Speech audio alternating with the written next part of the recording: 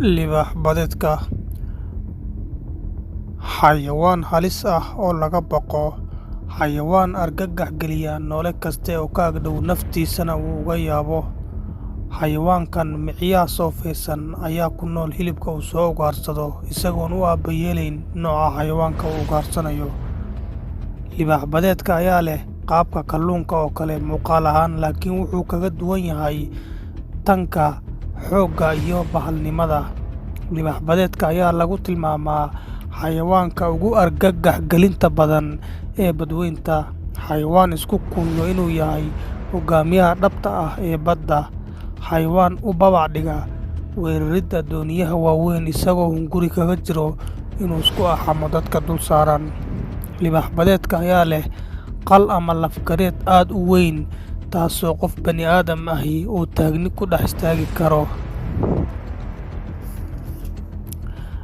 Libaax badeedka ayaa leh sidoo kale ilko aad u waaweyn, kuwaasoo aad u xoog badan, ilko awood u leh inay burburiyaan isla markaana rigaaxaan lafaha noocyadooda kala duwan.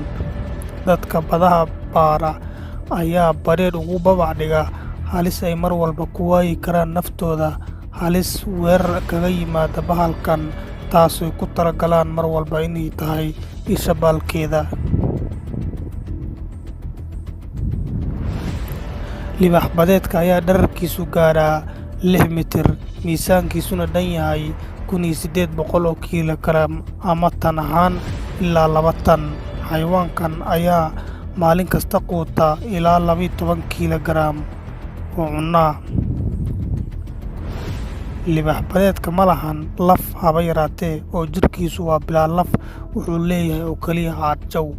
Xayawaankan ayaa ilkaha u isticmaala oo keliya inuu ku qabsado waxa uu ugaarsanayo, markuu qabsadana toos ayuu u liqaa, waxaas oo ilkaha kuma calaliyo.